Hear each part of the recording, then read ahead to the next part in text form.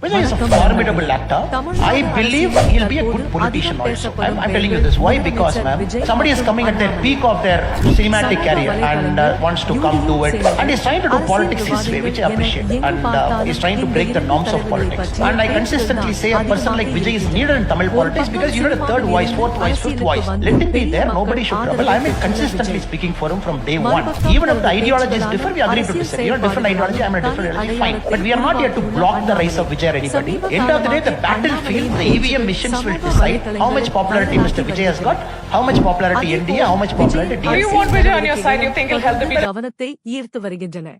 பலர் கூறும் ஒரு கருத்து என்னவென்றால், விஜய் அரசியலுக்கு வந்த பிறகு இளம் தலைமுறையினர் அரசியல் பற்றி அதிகமாக பேச ஆரம்பித்துள்ளனர் என்பதாகும்.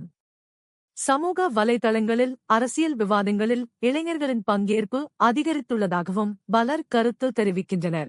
ஆனால் இதே நேரத்தில் தமிழக அரசியலில் இளைஞர்களை ஈர்க்க பல்வேறு தலைவர்களும் பல ஆண்டுகளாக முயற்சி செய்து வருகின்றனர் என்பதும் குறிப்பிடத்தக்கது. அண்ணாமலை பற்றி பேசும்போது அவரது நேரடி பேச்சு முறை மற்றும் அரசியல் விமர்சனங்கள் பலரது கவனத்தையும் ஈர்த்துள்ளன. அவர் பேசும் பல விஷயங்கள் உடனடியாக சமூக வலைதளங்களில் விவாதமாக மாறுகின்றன. அதேபோல் ரஜினிகாந்த் பற்றிய சில கருத்துக்கள் மற்றும் உரையாடல்கள் தொடர்பாகவும் சமீபத்தில் பல பேச்சுகள் எழுந்துள்ளன.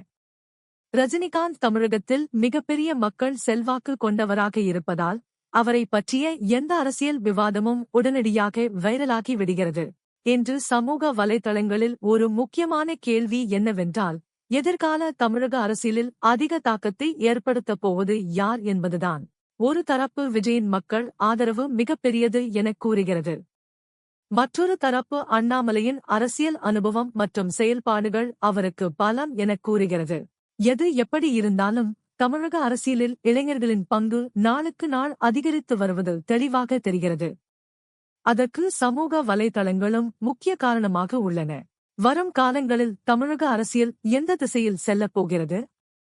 விஜயின் அடுத்த அரசியல் நகர்வு என்ன? அண்ணாமலையின் அடுத்த கட்ட திட்டம் என்ன? இவை அனைத்திற்கும் காலம்தான் பதில் சொல்லும். நண்பர்களே, இந்த விவகாரம் குறித்து உங்கள் கருத்து என்ன? உங்கள் கருத்துக்களை கமெண்டில் பதிவு செய்யுங்கள். இந்த வீடியோ பிடித்திருந்தால் லைக், ஷேர் மற்றும் சப்ஸ்கிரைப் செய்ய மறக்காதீர்கள். நன்றி. மீண்டும் ஒரு புதிய வீடியோவில் சந்திப்போம்.